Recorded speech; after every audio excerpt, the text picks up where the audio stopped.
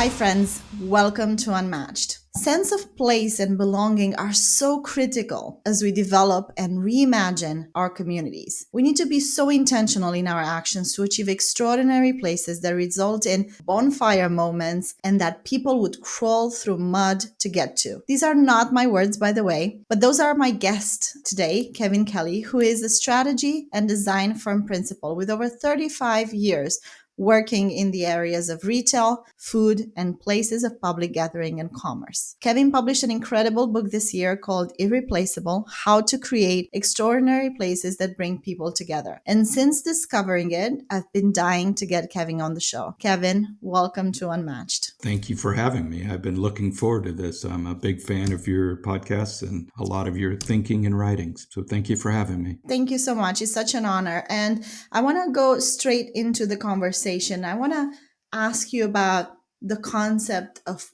place, which is something that I think we just take for granted, isn't it? But it Yes. has evolved increasingly in this digital world that we live in. Can you tell us a little bit how it has evolved? Yeah, there's a famous old joke that says, an old fish asks a younger fish, how's the water? And the fish says, what's water? And we have that around place. We don't think of place and how we inhabit places and spaces, or more importantly, how they affect us. They affect our thinking, our quality of life, just the way food does. If you fast food all the time, it affects your health, your attitude, your ability to focus. Place affects us a whole lot more than we realize. And the reason we never really thought about it is it was just like water for a fish or air for humans. But since around 2007, 2008, we really started shifting our life to digital and becoming distracted, preoccupied, non-present, even addicted to our devices. And that has had a big effect on us. But no matter where you are or who you are or what you're doing online, you could be doom scrolling or texting or searching the web. You're in a place. In fact, you're never unplaced. And we need to think about the quality of those places. Everything about the human body is wired to think about place. It's all subconscious because our brain runs off about the power of a 60-watt light bulb. And so we have to make decisions on our subconscious levels. We do that through our senses of sight, sound, smells, even vibrations. We're constantly making decisions about what to swim towards and what to avoid using our senses. Yet it is amazing how much my own profession of architecture doesn't study the human senses and how they work, but neither does business. Many business professionals have no knowledge of how the eyes or the ears work and influence ultimately our decision making. So there's great power in understanding place. And it sort of sparks a very interesting conversation around this idea of people saying that, we should all go full on digital because it's cheaper and faster. But what's your point of view on that? What is the actual physical place made Yeah. for? How does that affect us as humans? Even though I am an architect, and I design spaces, my team and I do, and I like to be objective because I work for many successful companies, and I don't want to come to the table always recommending place columns and stairs and windows if they're not relevant. And so it had been a question I had been asking around 2007, 2008, trying to understand what role does place play in not only business, but institutions, society, children's development, humanity, community. All of those questions were circling through my mind on a regular basis. And as people migrated upwards to 7 to 8 hours a day in front of a screen, which equates to 105 days a year that they're kind of disengaged with the world, I really wondered what impacts that would have. And over the last decade, my team and I have seen incredible concerns around our ability to accept others, to navigate our social dynamics that are needed. Like playing guitar, social skills have to be developed They have to be practiced. And you can definitely see, all of us know the difference between how people treat each other face to face and how they treat each other, say, on Twitter. And the manners go out the door and we become divisive and siloed online, yet in person, we don't do that. And that's because we're social animals, and we're also the most cooperative species in the world. That's what gave us our advantage. So, I have grave concerns about us raising generations of kids that don't have the practice of socialization, that don't have the ability to navigate others who come from different backgrounds than them. I would even go as far as to say that, I think the question all of us are asking is, what happened to the world?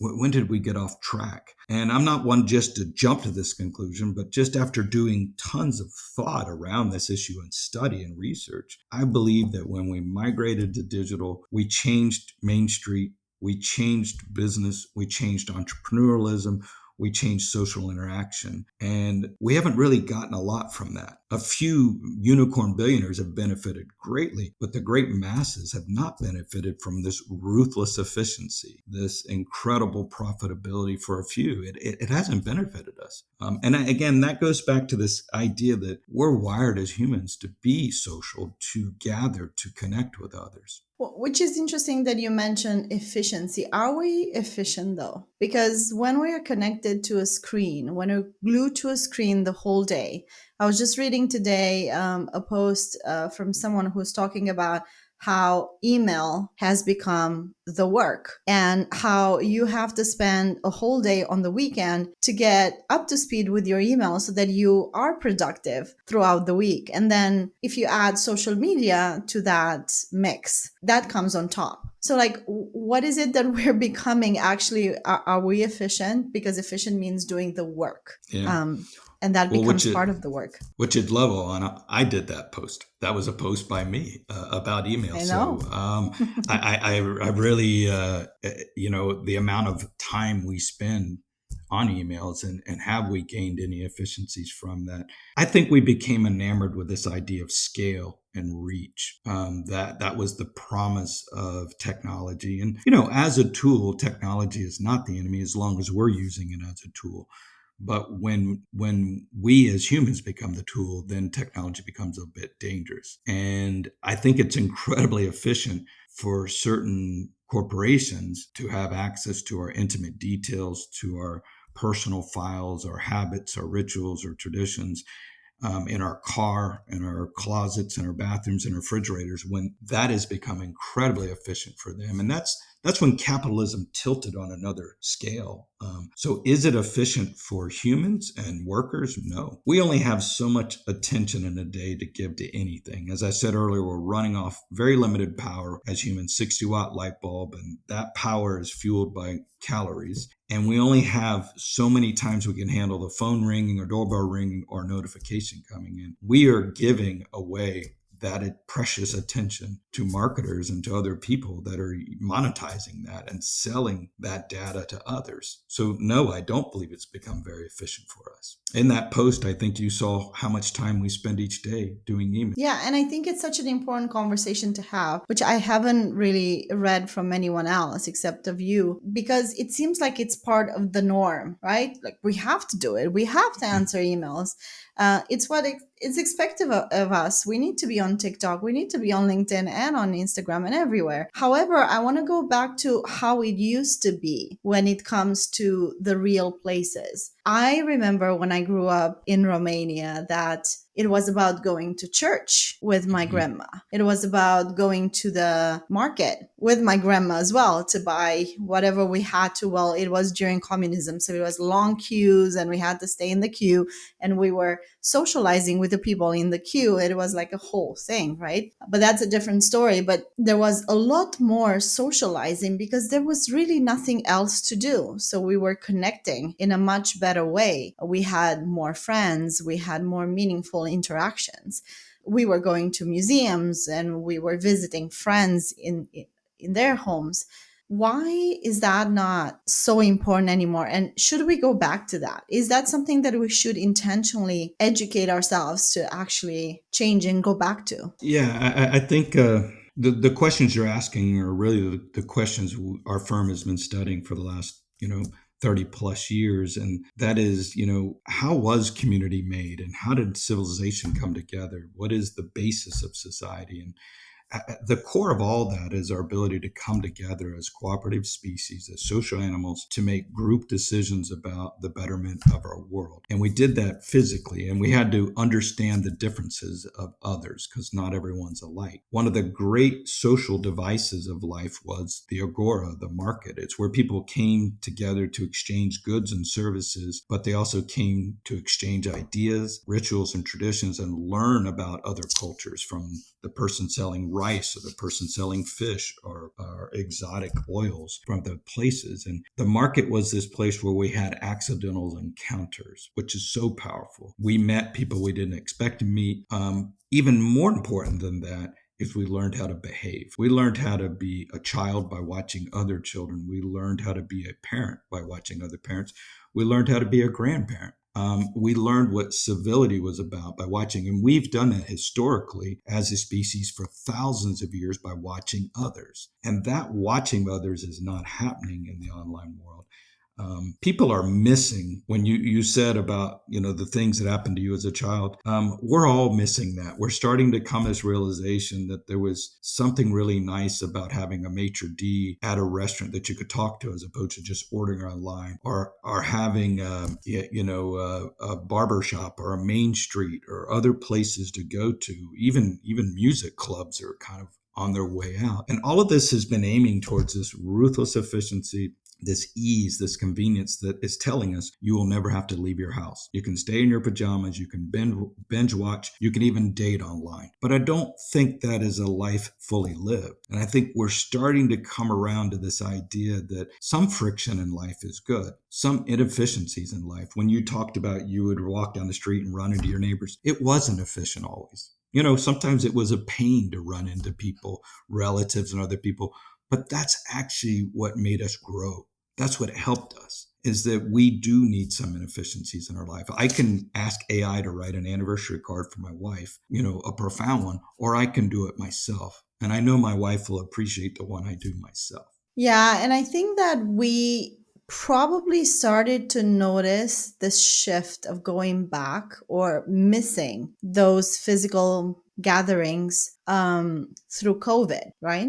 Because we were all forced all of a sudden to stay in the house, to work from home. We had to be extra efficient, for work and life and to protect ourselves from the virus. And then when that was gone, I think there was this huge wave of people feeling like they wanted to connect again. And I Yeah. still hear this all the time. There's such a increase of demand for in real life events, for in real life gatherings and pop-up stores and all kind of activations that are actually physical versus digital nowadays. So tell me a little bit about, in your experience, what's the physical space? What role does that play in fostering community and connection, especially in the retail environment when we talk about brands bringing their communities together? Yeah, I'll try to hit a couple of points on that. I think when we look back at this 30, 40, 50 years from now, we will talk about this moment, this lockdown kind of COVID-19 moment as a pivotal moment, and good and bad. It was great in that it really helped delivery apps, skyrocket to a new level, but it was bad in that it wiped out tons and tons of restaurants and main streets and businesses left and right. And it fundamentally changed a lot of the ways business was done.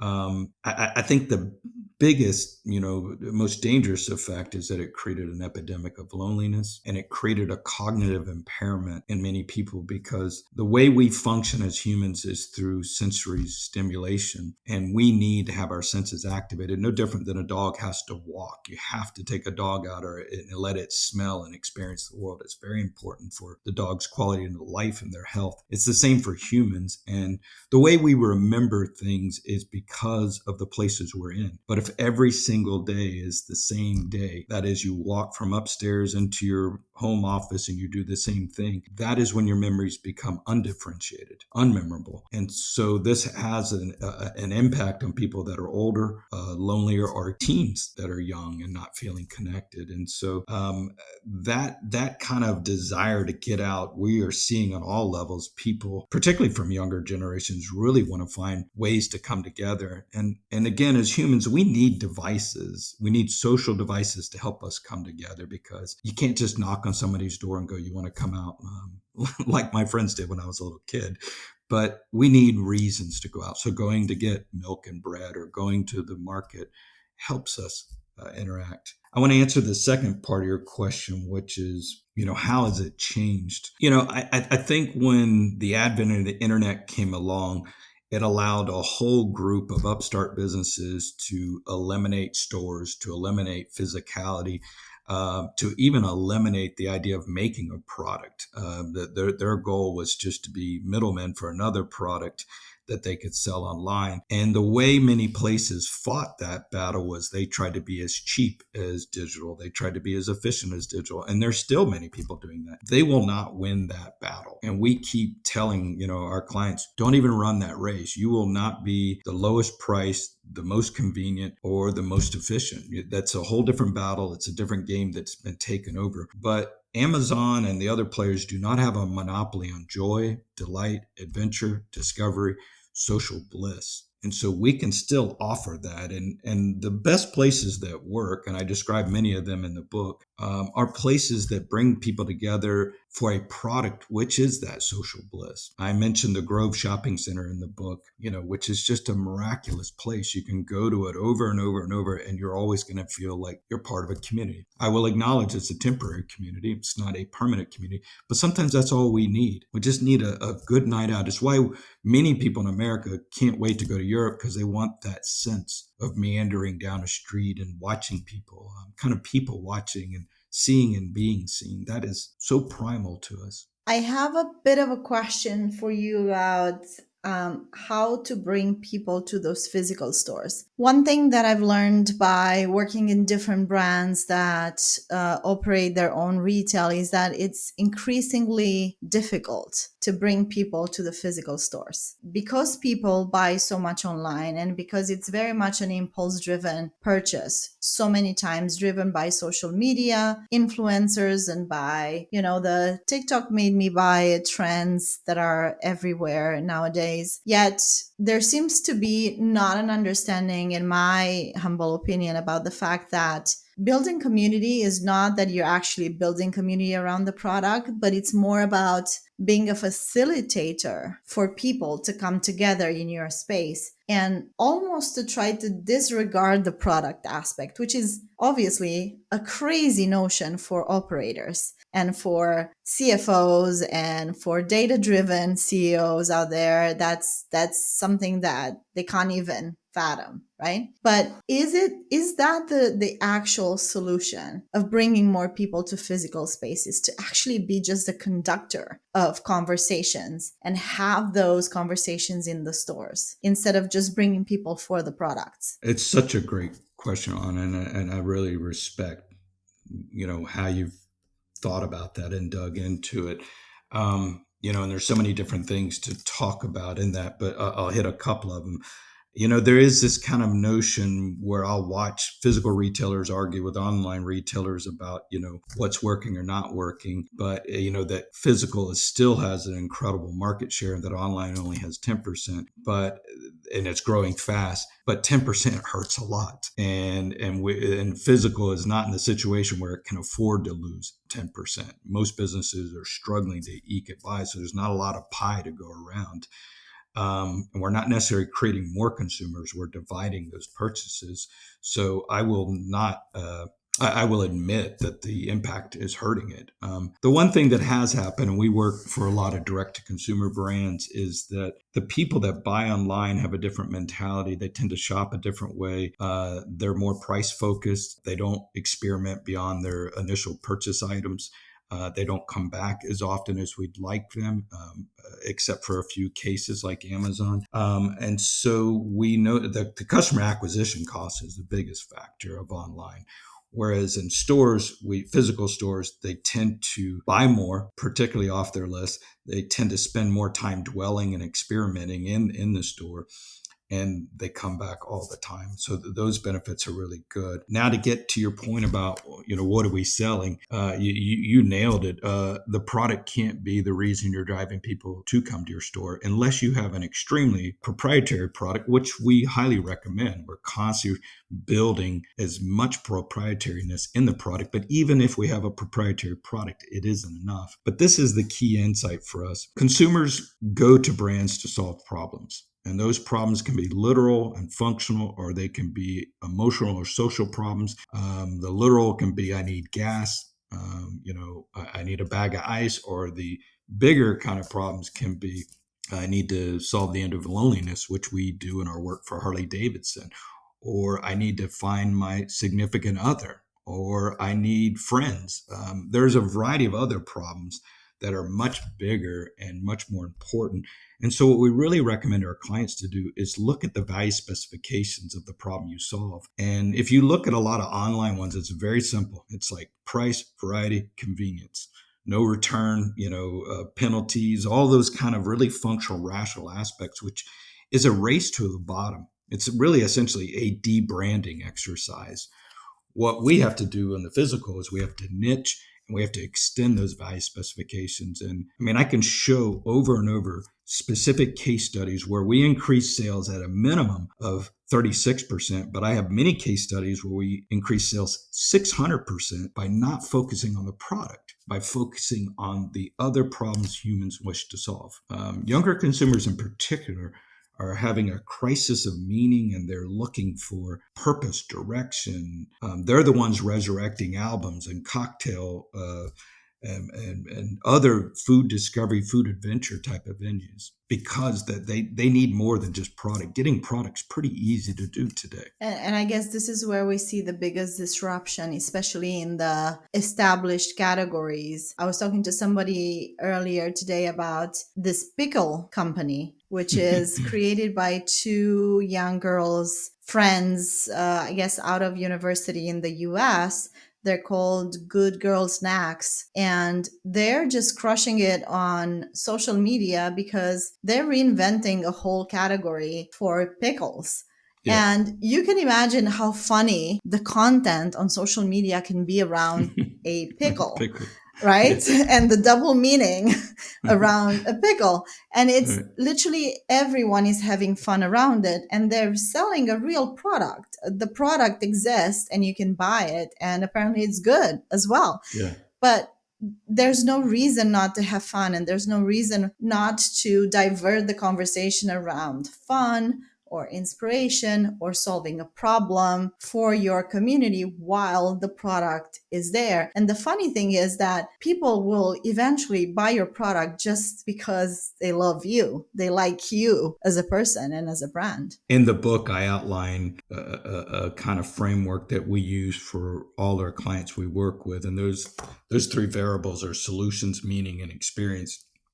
And we try to get very clear, whatever client, whether it's a digital client or a physical store or both, what is the solution you're solving? And is it a literal problem or a functional problem, or is it much more emotional, social, as I discussed? And then we really want to evaluate not only how clear are they at describing what that solution is to the customer, but do all the employees up and down the organization, can the person at the front desk say the same thing that the CEO does, or marketing team, and most often not.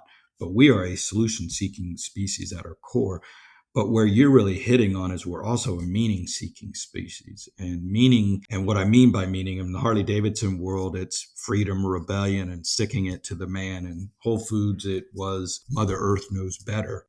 Fields of meaning exist throughout the world and throughout time. And we need meaning to explain, why life is hard, why we get sick, why it's not more fun, why it's not more socially connecting. And the last variable we look at is experience. We are an experience-seeking species. And again, I don't mean experience on an intellectual level. I mean on a much more sensory-based level and a social level. We try to look at those three variables and evaluate each of our clients on a scale of 1 to 10 to go, how well are you doing? And the beautiful world is when all those line up. when your solution, meaning experience, reinforce each other. I would say 70% of the companies that call us to work with them avoid meaning because it sounds too esoteric, and that's to their detriment. Yeah, If it's you look too at a brand woo like for the data Apple, driven yeah, people. if you Yeah. look at So Apple, it's let's all be around kind to meaning. them.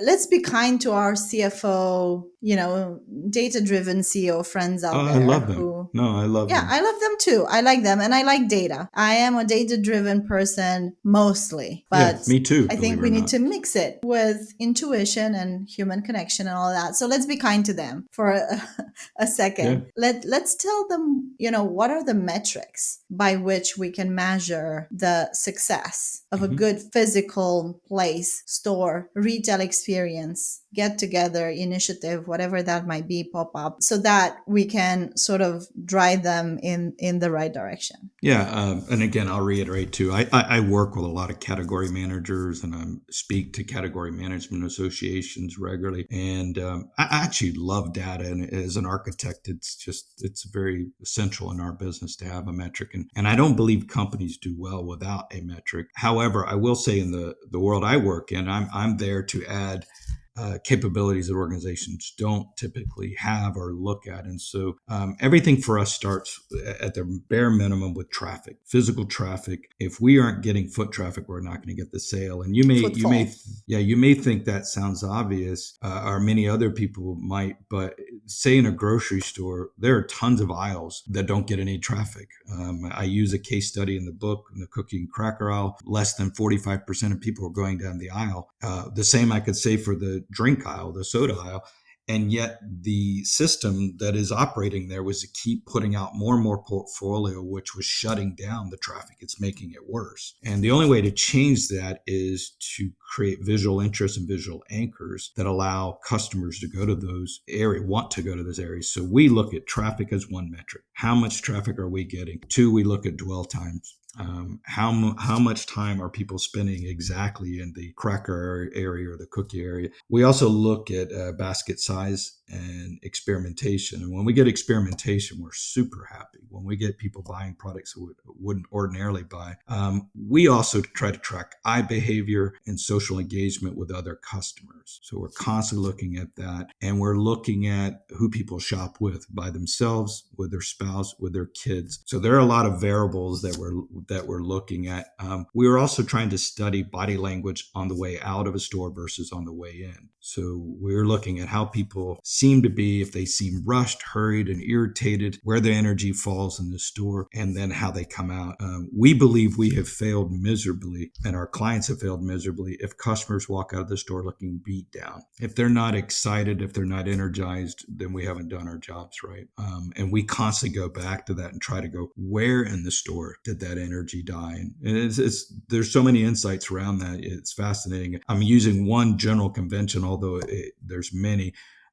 We divide the stores into corners, and typically corner 3 is where the energy just falls down. And you might say, well, what do you do? And oftentimes that's a function of just how much time they've been in a store, how much they've been assaulted with vivid products. We have to do something to rejuvenate them in corner 3. Most of the retailers I work with don't normally have this process of thinking about customers' energy levels, visual engagement, dwell times, experimentation as they go through the store. That's so interesting, and I wonder how many brands actually go so deep into this analysis so that they can actually work out what actually works in the store versus what doesn't, and how to energize those consumers that are coming in. I want to go back to the book for a second, and talk about Irreplaceable. And I will say, when I saw the title of the book, Irreplaceable, I'll tell you a funny story. That's the word that ignited Unmatched for me, Oh, wow. because I felt the need years ago, about 3-4 years ago. There was this moment in my life. I was at a bit of a crossroads, and professionally, personally, emotionally, I guess. And I thought about this idea, like, what makes me irreplaceable? Oh, What wow. makes That's people great. irreplaceable? And very soon I realized that actually for me or for people, it's not really about being irreplaceable, but it's Hmm. about being unmatched and finding that thing that is only you, this unique mix of skills and traits Beautiful. and personality that just makes you you. And so Right. the word unmatched came to me as an answer to my question about what makes me irreplaceable. So when I saw the title of your book, it sparked even more my curiosity, because I wonder what was the specific moment Yeah, yeah, that that. sparked that idea for you as well. There must have been something, I'm sure. Yeah, I mean, first of all, I love your the unmatched idea. I think it's really beautiful, and I think it's important for all of us to find our own genius. And I think every single person has it. And my odd answer to that would take us a while to go over, but I think you have to find out what makes you mad, not what makes you happy. And what I mean by that, you have to find out what you're willing to fight for free. And every kid I've ever seen has something. It may be a drawing, it may be organization, all of us have something that we're willing to fight for and stand up for. And if you find what you'll do for free, you have a much higher chance of being success. I think, however, if you've chased what you're happy, it's a delusion. It's hard to grab. So I commend you on that title.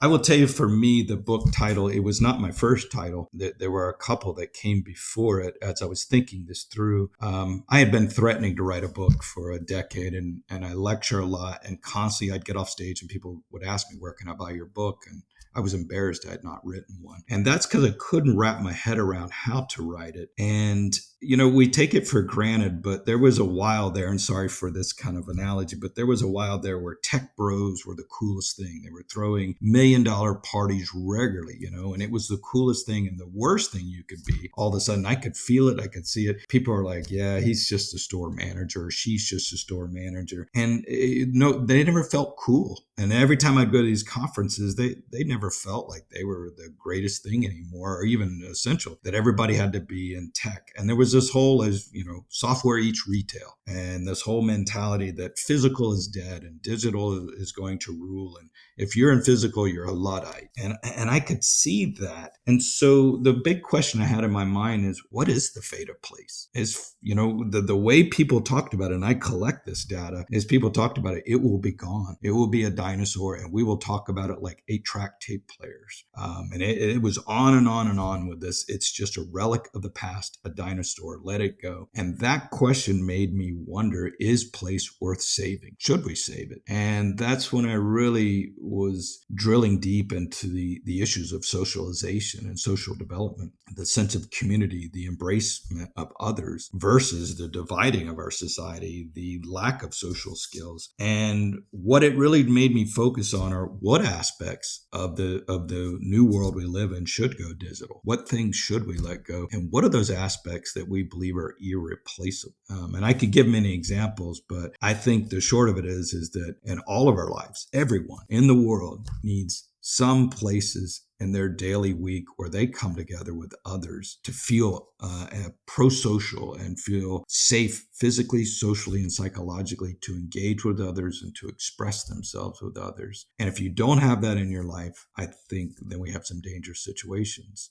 Bad things happen, and we're seeing evidence of that. So I've been trying to drill out what are those irreplaceable places and what are the ones we're just going to let go to digital. And you talk a lot about extraordinary places in your book. What do you Yeah. mean by that? What is an extraordinary place and how can you create it? Again, I just love your questions, Alana. You're just amazing at this. Thank you I'm for. known for asking a lot of questions all the time. No, no, That's you my asked reputation. but you asked very insightful and precise, and I thank you for that, because nobody's asked me that, both about the title or this word. So thank you so much. I appreciate that. It was a bit of a pun initially. We used to say extraordinary, and what that meant was, most architects dream of doing skyscrapers, museums, civic centers, religious facilities. You're you're just bred this idea constantly of working for the culturally elite and the wealthy. And the way I thought about it in school was that would be almost as if every doctor felt like the only business to be in is plastic surgery. And some do believe that that is the only profitable entrepreneurial way. But I was like, what about all the other people that can't afford plastic surgery? What about all the other people in architecture that don't have money? They aren't part of the cultural elite or the intellectual crowd. And you see this all over society. There's always a great downtown where all the architects are. There's always a great suburbia where the builders are. They kind of own that world. But then there's these corridors all over society that most people need. They need to go to the dry cleaner, they need to go to the gas station, drugstore, sandwich shop. And I was like, why does my profession abandon these places? And when I would quiz my architect friends or actually catch heck from them about how could you do a buffet? How could you do a gas station or a convenience store? It was my dream and my colleagues' dream and my business partner's dream, Terry Shook, to say, how could we make these ordinary places more extraordinary for people? Because more people come in contact with a grocery store than ever come in contact with a museum. And somehow or other, architects have abandoned this. We see it as lowbrow and uncouth, yet it is our world. And so in our firm, we had a mantra, which was make every day extraordinary. How can I make the everyday extraordinary and make it better? Which means you have to work with incredibly tight budgets, functional issues. I mean, it's hard work, way harder than doing a museum. I agree. And, I've never thought about this. This is so interesting. We spend more time in a supermarket than we actually go to a museum. I mean, you can count the times that you're going to a museum throughout the year on the fingers of your hand.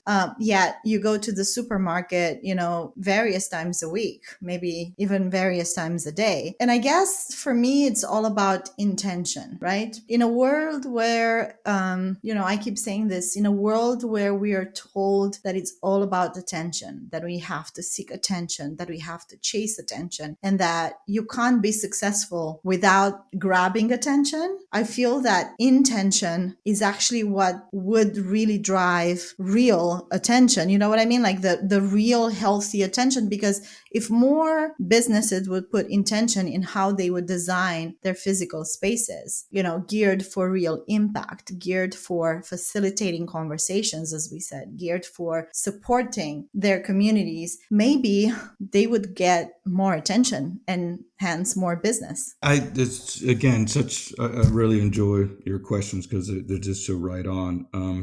I'll start with intention and attention. If you were to look at, we talked earlier about a doctor saves your life, an accountant keeps you from paying too much taxes, a lawyer keeps you out of jail. What do designers do, or what do creatives do? There's this whole idea, well, we make you look good or we entertain you, but I think it's much more deeper than that. I think it has to do with being empathetic to the human condition. And the human condition for most people, and I'm not speaking of the great tragedies of this world of not having enough food or living in disaster-prone areas.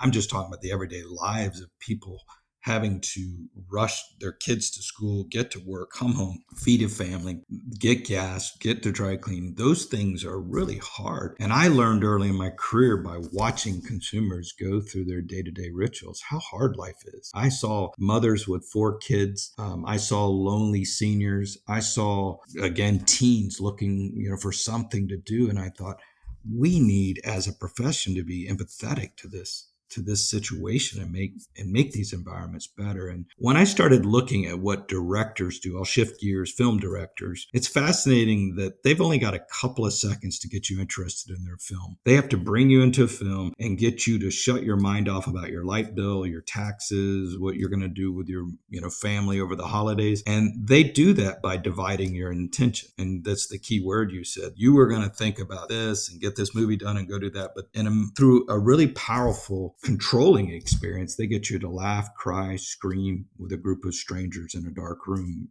We spend all our time trying to suppress our emotions, and directors get us to easily express our emotions. And it's a very rewarding experience, a very cathartic experience, a very bonding experience. I write in the book how much my daughter, 6 years old, had never been to a movie theater, how much she enjoys movie theaters way over seeing it at home, because there's something about that group experience that I believe is what we're lacking in our world and what we need to focus more on. And so the job of retailers, physical retailers, is to divide their intentions, not to manipulate them. I want to be clear, but to say they're coming into the store and they have a mindset that everything should be the cheapest, lowest price, easily available. But my job and our job is to help them have a good time and connect with others, because there's a bigger payoff. There's a really powerful payoff of connecting with others. And So it's we such a use good that point word a that you're lot. making. So, sorry, go ahead. No, that was it. I think it's such a powerful point that you're making with regards to the retail environment, but I think I would elevate it to the brand level, Yeah, because that's really how it works, right? At the brand level, top management makes decisions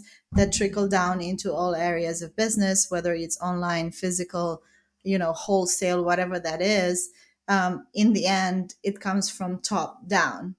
true. And so Very true. I feel like almost there needs to be a paradigm shift in how people think at the top about success and driving footfall to the physical places. That is not the traditional way that we've been taught. Yeah, We've been taught of, we have certain products that need to sit at the entrance.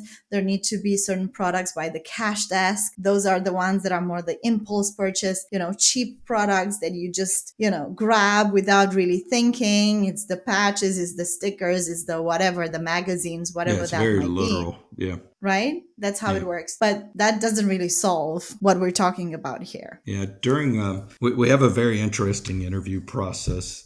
Every company I go to has already been through lots of workshops, interview processes, and when they kind of hear about we need to do a discovery phase before we even start defining what solutions we're coming up with, I can sense their apprehension of, oh no, another kind of interview process. But our interview process is very relaxed and very psychological, in the sense that we're trying to figure out where organizations are stuck.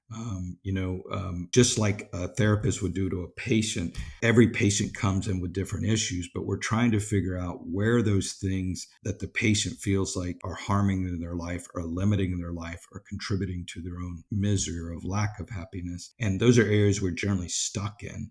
If we can get the client to just start describing in a very robust way what victory looks like, that's where we start to get there. We try to coax them into a situation where they start talking about dynamics beyond price or revenue or bottom line, issues, but get them to really start talking about what does victory look like. And embedded in that discussion, they almost inevitably start describing a more meaningful company, a more powerful brand, a brand that kind of leads culture in a certain direction, or a brand that starts correcting imbalances in the world. That's what really excites my team and I. And once we get that, our job is to try to start figuring out how to manifest those ideas, which sounds very simple, but if somebody describes freedom, rebellion, patriotism, those kind of words, we have to manifest that in iconic, symbolic form, that's where we shift way heavily into the art gear.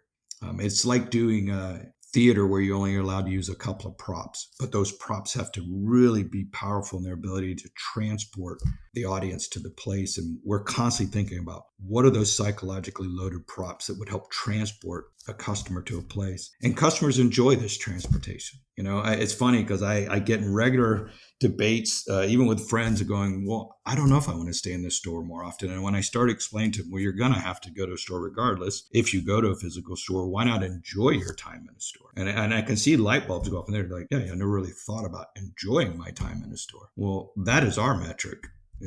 Are you enjoying each moment of the store? Is it a place you want to be in? Do you feel like you've learned something or gained something?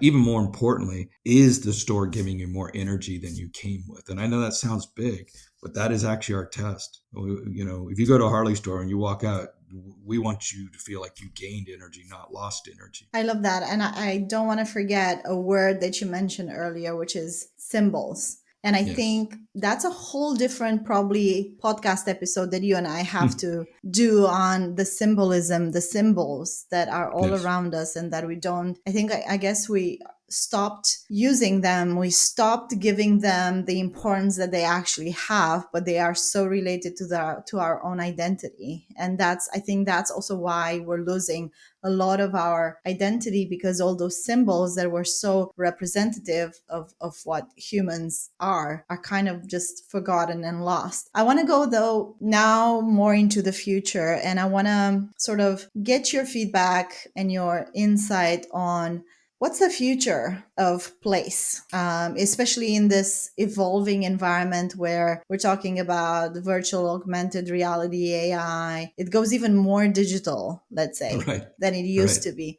What's the future of place? Yeah. I mean, that's such a big question and an important question.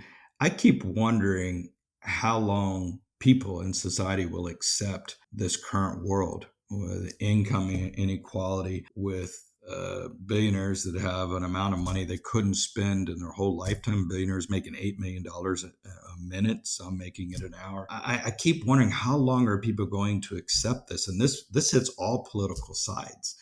We're walking down a very dangerous path if we don't restructure our society and really think about these issues. And if we don't find ways to come together more often, we're going to become more divisive. Now, there was a period where I was worried that we won't win this. That capitalism always wins and greed always wins. And I want to be clear, I'm a capitalist, but this idea that power always wins, the lobbying forces and the media forces. But what's impressed me and what's given me tremendous hope is the number of projects that we've had come out that are doing overwhelmingly well. They're just super successful with people coming together because people are starving for community, starving for socialization, starving for experience. That has worked to our advantage. I would not have thought the pandemic would have led to that, but people are going out of their way for heightened experiences. They need that. Young people in particular. If you quiz young people what worries them, they're worried they're not going to meet friends and meet significant others. And they know, they grew up with digital devices in their hand. They know that it doesn't really happen on Tinder. So they're trying to find ways to enhance that experience by going to physical places. Now, those places are becoming different than they were when I was a kid. There's a very popular trend of non-alcoholic bars. There's different types of dance clubs now that aren't necessarily big dance clubs, but they tend to be more like traditional speakeasies. That's exciting. So I'm surprised that places really made a big comeback. Our business has enhanced significantly since even before the pandemic hit, when digital was the future per se and retail was dead. We've actually seen it go up, and projects I never thought would be focused on, such as malls, are coming back, and a variety of other types of entities that people wrote off are actually increasing. So if I could add, because you did hit on something that's so powerful, and I won't go too deep into it, but the issue of symbols. We collect symbols in our firm. We have walls and walls of what we call fields of meaning. We suggest that all brands surround their brand with a field of meaning to go, what are those fields? And the reason we do that is we do believe that society has a crisis of meaning, and people are looking for meaning and mythology really to explain our world beyond the rational, beyond the linear, beyond the concrete. Because if anything that's really happened to us in the last decade is we've become exceedingly rational, exceedingly concrete, and without any of the things that are hard to grasp in life, such as religion provides, or philosophies, or mythologies, life starts to become empty. And physical places really embody those mythologies, those fields of meaning. And we really try to work that in with every client we have, because that gives them a proprietary difference that the digital forces want to debrand out of them. And one example that I have about this disruptive places that I just came across recently, it's of all places, is a mechanics place, run by by women, and where women who bring their cars to that mechanic shop can get their nails done. And they have like a I beauty love parlor. it. How genius is that? I mean, as a woman, I can tell you, I'm so intimidated when I have to go to the mechanics, because I don't speak that language. I have no clue. I just know how to drive my car. I don't even know where to pull the, pour the water in. And my husband needs to do that for me. Imagine a place where you go to take care of your car, which you need every day, but you're not intimidated because you're welcome and you're treated well and you get a tea or a coffee and you get your nails done. And these ladies there are also so welcoming and nice. And they're like, they speak your language and they will explain things to you in a super nice way. Now think about Right. that. Right. Brilliant. So, yeah, you might remember in the book that I talk about this idea of standard forms and shapes in society, that we know what a drugstore looks like, we know what a mechanic shop looks like, we know what a nail salon looks like. But the real power is when you start smashing them into each other to create new forms, which really becomes innovation. And if you look back at innovation, that's almost what everything is. The cell phone was a collision of a regular cell phone and an iPod. I mean, right? These collisions are amazing. The minivan was a product of a painter's van and a station wagon, and by colliding together, they create breakthrough products. And so it becomes really important for business leaders and brand leaders to start cataloging all the standard forms and shapes, because that's where the innovation will lie. It's not something that's entirely new. It's something that is collecting of ideas. But I love that story. Please let me know more about that. I will That's share the profound. information with you because I just thought it was brilliant. And what a Uh, wonderful place. I think we all need to have those places as women. Definitely, I want one in Germany where I live so I can go to.